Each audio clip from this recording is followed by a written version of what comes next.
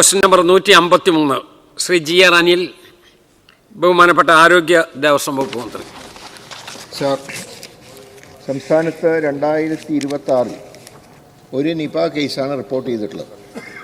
ഈ വർഷം ജൂൺ 23 വരെ 241 സ്ഥിരീകരിച്ച ഷിഗല്ല കേസുകളും 15,882 ഡെങ്കി കേസുകളും റിപ്പോർട്ട് ചെയ്തിട്ടുണ്ടെങ്കിലും ശക്തമായ രോഗനിരീക്ഷണ ശൃംഖലയിലൂടെയും രോഗപ്രതിരോധ പ്രവർത്തനങ്ങളിലൂടെയും ഈ പകർച്ചവ്യാധികളെ നിയന്ത്രണ വിധേയമാക്കാൻ സാധിച്ചിട്ടുണ്ട്.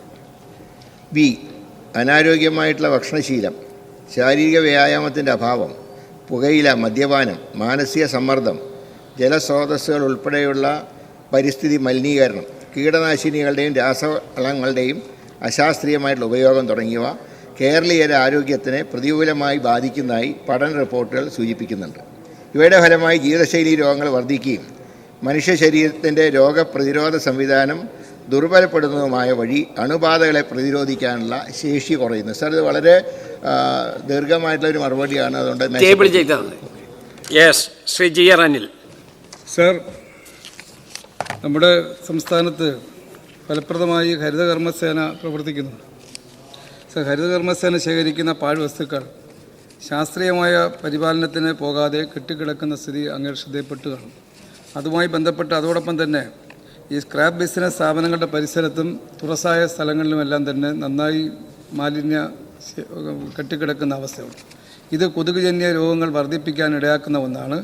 ഇതിന് തദ്ദേശ സ്വയംഭരണ വകുപ്പും ആരോഗ്യവകുപ്പും സംയുക്തമായി എന്തൊക്കെ സംരംഭങ്ങളാണ് ഇതിനെ പ്രതിരോധിക്കാൻ, ഇതിനെ തടയുവാൻ വേണ്ടി നീങ്ങുന്നത് എന്നതിനെ സംബന്ധിച്ച് വിശദീകരിക്കാം. മിനിസ്റ്റർ.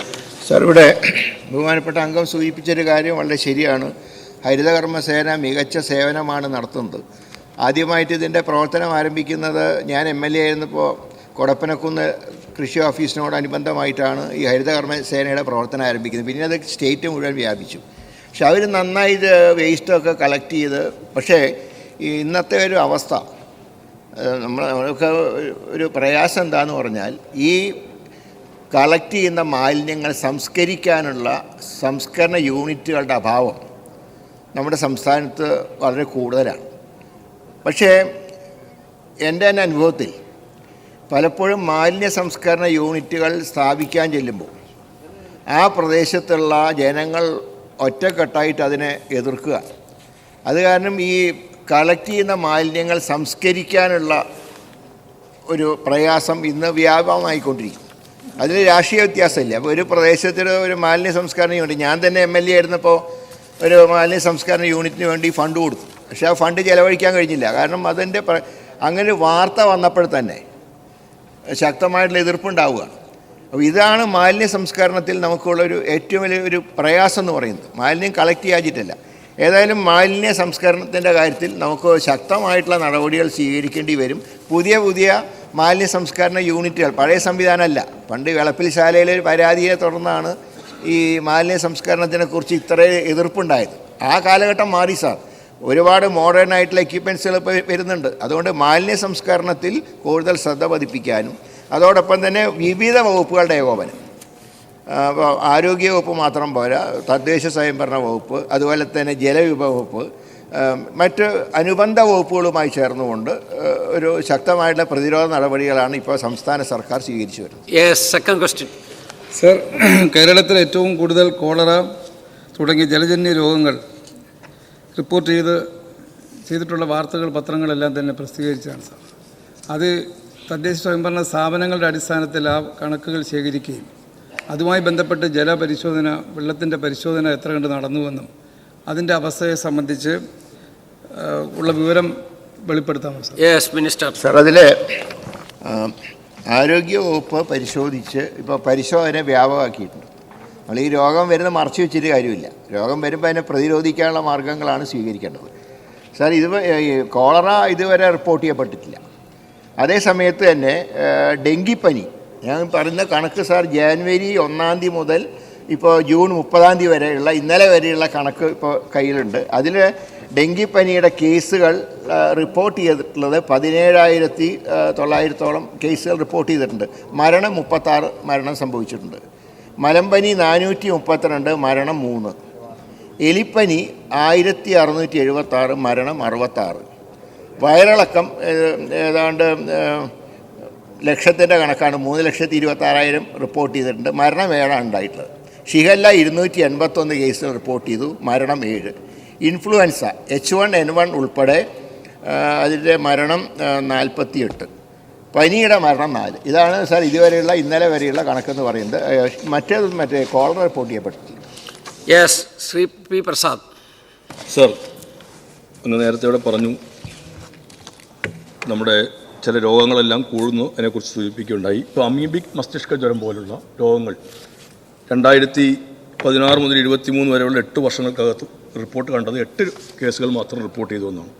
24 36, 2025 201, 2026 ജൂൺ 12 വരെ 133 കേസുകൾ എന്ന് പറയുമ്പോൾ മഴക്കാലം എത്തുമ്പോൾ തന്നെ ഒരു ആധി കൂടി ഉണ്ടാകുന്ന തരത്തിലേക്ക് വരികയും മഴക്കാലം രോഗങ്ങളുടെ ഒരു കാലമായി കൂടി മാറുകയും ചെയ്യുകയാണ്.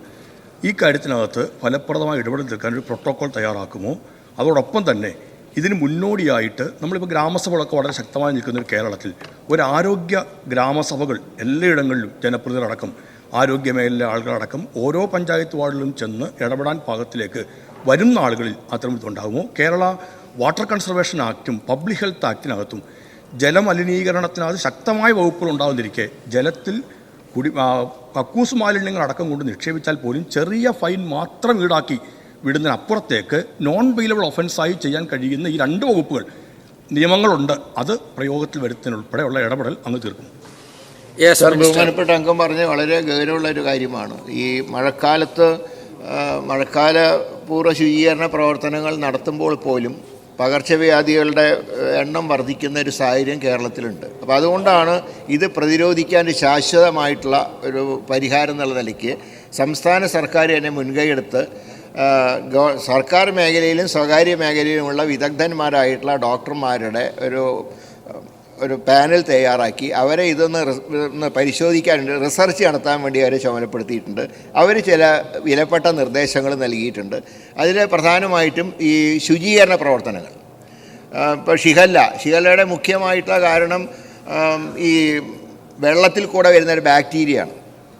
ഇപ്പോൾ ഞങ്ങൾ ആദ്യമായിട്ട് കൂട്ടത്തോടെ റിപ്പോർട്ട് ചെയ്തത് സുൽത്താൻ ബത്തേരിയിലെ നെന്മേനി LP സ്കൂളിലാണ്. അവിടെ ഞാൻ തന്നെ അവിടെ സ്ഥലത്ത് പോയി, ബഹുമാനപ്പെട്ട MLA IC ബാലകൃഷ്ണൻ ഉണ്ടായിരുന്നു. അവിടെ ഞങ്ങൾക്ക് കാണാൻ കഴിഞ്ഞ ഒരു കിണറിൽ മുഴുവൻ ബാക്ടീരിയ കലർന്നിരിക്കുന്നു. അതാണ് അവിടെ 21 കുട്ടികൾക്കാണ് ഇത് ബാധിച്ചത്. ഭാഗ്യവശാൽ ഒരു കുട്ടിക്കും മരണം സംഭവിച്ചില്ല. ഇങ്ങനെയുള്ള പല കേസുകളും ഉണ്ട്. അപ്പോൾ അതുകൊണ്ടാണ് സംസ്ഥാന ആരോഗ്യ വകുപ്പ് 3 ദിവസങ്ങളിലായിട്ട് ഡ്രൈ ഡേ ആചരിക്കാൻ തീരുമാനിച്ചു. വെള്ളിയാഴ്ച വിദ്യാലയങ്ങൾ ഡ്രൈ ഡേ, ശനിയാഴ്ച സർക്കാർ ഓഫീസുകളിൽ, ഞായറാഴ്ച സ്വന്തം വീടുകൾ. അതായത് വീട്ടിലൊക്കെ കെട്ടിക്കിടക്കുന്ന ഈ മാലിന്യങ്ങളൊക്കെ നീക്കം ചെയ്യുക. അതുപോലെ തന്നെ ഈ ചെടിക്ക് നനയ്ക്കുമ്പോൾ ചില വെള്ളം ചിലപ്പോൾ അടിയിൽ കെട്ടിക്കിടക്കും, അത് നീക്കം ചെയ്യുക. അങ്ങനെയുള്ള അതുപോലെ കൊതുകിനെ പൂർണ്ണമായിട്ടും ഇല്ലാതാക്കുക. പക്ഷേ സാറിൻ്റെ ഒരു പ്രയാസം എന്താണെന്ന് പറഞ്ഞാൽ, ഇപ്പോൾ ഈ മഴക്കാലത്ത് നടത്തുന്ന ശുചീകരണ പ്രവർത്തനങ്ങൾ അത് നേതൃത്വം കൊടുക്കേണ്ടതൊക്കെ തദ്ദേശ സ്വയംഭരണ സ്ഥാപനങ്ങളാണ്. ഏതായാലും ബഹുമാനപ്പെട്ട അംഗം പറഞ്ഞതുപോലെ നിയോജക മണ്ഡലങ്ങൾ MLA-മാരും കോർപ്പറേഷൻ വാർഡുകളിലും പഞ്ചായത്തുകളിലൊക്കെ വാർഡ് മെമ്പർമാരുടെ നേതൃത്വത്തിൽ കമ്മിറ്റികളുണ്ടാക്കി രോഗപ്രതിരോധ പ്രവർത്തനങ്ങൾ ശക്തമാക്കാനാണ് സർക്കാർ തീരുമാനിച്ചത്. ശ്രീ ഗോവിന്ദൻ പള്ളിക്കപ്പൽ. പ്രത്യേകിച്ച് കാസർഗോഡ് ജില്ലയിൽ മതിയായ ഡോക്ടർമാരുടെയും സ്റ്റാഫിൻ്റെയും കുറവുള്ളത് ശ്രദ്ധയിൽപ്പെട്ടിട്ടുണ്ടോ? അതിന് പരിഹാരം ഉണ്ടാവും?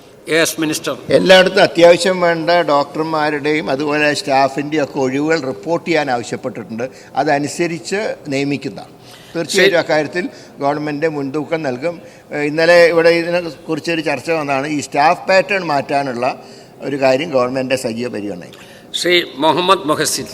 സർ, കേരളത്തിൽ ഇപ്പോൾ 19,000-ഓളം ആളുകൾ പനി ബാധിച്ച് ചികിത്സയിൽ അല്ലെങ്കിൽ വിവിധ ഘട്ടങ്ങളിലായിട്ട് പനി ബാധിച്ചിട്ടുണ്ട്. അതിൽ ഒരു മാസത്തിനുള്ളിൽ തന്നെ 100ഓളം ആളുകൾ മരണപ്പെട്ടു എന്നുള്ള വാർത്തയും വന്നിരുന്നു. ഇതിൽ പല ഡെങ്കി, ഷിഗല്ല അടക്കമുള്ള പല അസുഖങ്ങളുണ്ട്. പക്ഷേ അമീബിക് മസ്തിഷ്ക ജ്വരം, അമീബിക് മെനിങ്കോ എൻസിഫലൈറ്റിസ്, ഈ അസുഖം അതിൻ്റെ വ്യാപന രീതിയിൽ ഇപ്പോൾ ഒരു മാറ്റം വന്നതായിട്ട് കാണുന്നുണ്ട്. കുളങ്ങളിലും പുഴകളിലും കെട്ടിക്കിടന്ന വെള്ളത്തിലാണ് നേരത്തെ ഉണ്ടായിരുന്നതെങ്കിൽ ഇപ്പോൾ കിണറുകളിലും ഇത് വരുന്നു, മുഖം കഴുകുമ്പോഴും അത് വരുന്നു എന്ന് പറയുന്നുണ്ട്. നേരത്തെ കുട്ടികൾക്കാണ് ഇതുണ്ടായിരുന്നത്, മുതിർന്ന ആളുകൾക്കും ഇത് വരുന്നുണ്ട് എന്ന് പറയുന്നുണ്ട്. അപ്പോൾ സ്വാഭാവികമായിട്ടും മറ്റുള്ള ഏത് കിണറിലും ഇത് സാധ്യതയുണ്ട്. അപ്പോൾ അതിനെ പ്രതിരോധിക്കാൻ പ്രത്യേകമായി എന്തെങ്കിലും സംവിധാനം ചെയ്തിട്ടുണ്ടോ? ആ ആളുകളുടെ ഭീതി മാറ്റാനും ഇനി ഇത് വരാതിരിക്കാനും വേണ്ടിയിട്ടുള്ള ശക്തമായിട്ടുള്ള നടപടി സ്വീകരിക്കും. അത് ഈ കിണറുകളിലും കുളങ്ങളിലൊക്കെ ബാക്ടീരിയയുടെ അംശം ഇപ്പോൾ കാണുന്നുണ്ട്. അതുകൊണ്ട് പരിശോധന കൂടുതൽ ശക്തമാക്കാനുള്ള നിർദ്ദേശം കൊടുത്തിട്ടുണ്ട്. അതുപോലെ തന്നെ ഈ ഫുഡ് സേഫ്റ്റിക്കാരോട് പറഞ്ഞിട്ടുള്ളത് എല്ലായിടത്തും ശക്തമായിട്ടുള്ള പരിശോധന നടത്തണം. ഇപ്പോൾ പലയിടത്തും ഇപ്പോൾ കുടിവെള്ളം, ഇപ്പോൾ ഹോട്ടലിൽ ചെന്നാൽ നിയമം അനുസരിച്ച് വെള്ളം തിളപ്പിച്ചാറ്റിയ വെള്ളം കൊടുക്കണം എന്നാണ് നിയമം. ഇപ്പോൾ ഗ്യാസ് ക്ഷാമം പറഞ്ഞിട്ട് ചില ഹോട്ടലുകാർ വെറും വെള്ളമാണ് കൊടുക്കുന്നത്. ഇത് വല്ലതും ബാക്ടീരിയ കലർന്ന വെള്ളമാണ്. ഇങ്ങനെയും രോഗങ്ങൾ പടരുന്നുണ്ട്. അപ്പോൾ ഇപ്പം ഗ്യാസ് ക്ഷാമം ഇല്ലെങ്കിലും പല ഹോട്ടലുകളും സാധാരണ വെള്ളം തന്നെയാണ് കൊടുക്കുന്നത്, തിളപ്പിച്ചാറ്റിയ വെള്ളമൊന്നും കൊടുക്കുന്നില്ല. ഇത് ശ്രദ്ധയിൽപ്പെടുന്ന ഹോട്ടലുകൾക്കെതിരെ, റെസ്റ്റോറൻറ്റുകൾക്കെതിരെ, അതുപോലെ തന്നെ വൃത്തിഹീനമായിട്ടുള്ള തട്ടുകടകൾക്കെതിരായിട്ടൊക്കെ ശക്തമായിട്ടുള്ള നിലപാട് സ്വീകരിക്കാൻ നിർദ്ദേശം കൊടുത്തിട്ടുണ്ട്. കുളങ്ങളിലും മറ്റും വെള്ളം പരിശോധിക്കാനും അതിൽ ബാക്ടീരിയയുടെ അംശം ഉണ്ടെങ്കിൽ അതിന് പരിഹാരം ഉണ്ടാക്കാനുമുള്ള നിർദ്ദേശങ്ങൾ നൽകിയിട്ടുണ്ട്. ശ്രീ കെ ജയന്ത്. നിപ്പ ആദ്യമായി റിപ്പോർട്ട് ചെയ്യപ്പെട്ടത് എൻ്റെ ജില്ലയായ കോഴിക്കോടാണ്. പിന്നീട് തുടർന്ന് പലതവണയും ഉണ്ടായി, ഇപ്പോൾ ഏറ്റവും ഒടുവിലും ഉണ്ടായി. എൻ്റെ ചോദ്യം, നേരത്തെ നിപ്പ കൈകാര്യം ചെയ്യുന്ന ഒരു രീതിയും അങ്ങ് ചെയ്ത രീതിയും തമ്മിലൊരു വ്യത്യാസമുണ്ട്. നേരത്തെ ഉണ്ടായിരുന്നത് ആ പ്രദേശമാകെ കൊട്ടിയടച്ച് രാഷ്ട്രീയ നേതൃത്വം മുന്നിൽ നിന്നായിരുന്നു നിപ്പയെ പ്രതിരോധിച്ചിരുന്നതെങ്കിൽ അങ്ങയുടെ രീതി ആരോഗ്യ വിദഗ്ധരെ മുന്നിൽ നിർത്തി ആ പ്രദേശത്തെ സാധാരണക്കാരായ ജീവിതത്തിന് തടസ്സമില്ലാത്ത രീതിയിലായിരുന്നു കൈകാര്യം ചെയ്തത്. ഏതായാലും ഇവിടെ ഈ കോഴിക്കോട് ഇപ്പം ഉണ്ടായ നിപ്പ കേസ് ഔട്ട്ബേസ്റ്റ് ചെയ്യപ്പെട്ടില്ല. ഏക പോസിറ്റീവായ വ്യക്തി ഇപ്പോഴും ചികിത്സയിലാണ്. എൻ്റെ ചോദ്യം, ഏത് രീതിയാണ് അങ്ങ് തുടരാൻ ആഗ്രഹിക്കുന്നത്?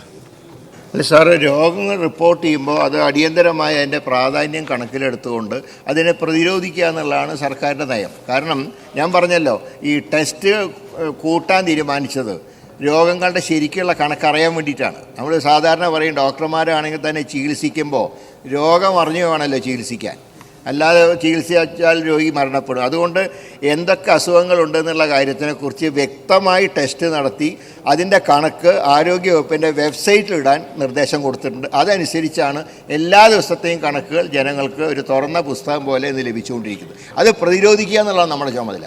ഒരു രോഗം വന്നാൽ ആ രോഗത്തിനെ ഇല്ലാതാക്കാൻ ശ്രമിക്കുക. ആ കാര്യത്തിൽ ഞാൻ അഭിമാനത്തോടെ പറയുകയാണ്, ഡോക്ടർമാർ മുതൽ താഴെയുള്ള തൂപ്പുകാർ വരെ സഹകരിച്ച് ഇപ്പോൾ പ്രവർത്തിക്കുന്നുണ്ട്. ആ രീതിയിൽ മുന്നോട്ട് പോകാനാണ് സർക്കാർ ആഗ്രഹിക്കുന്നത്.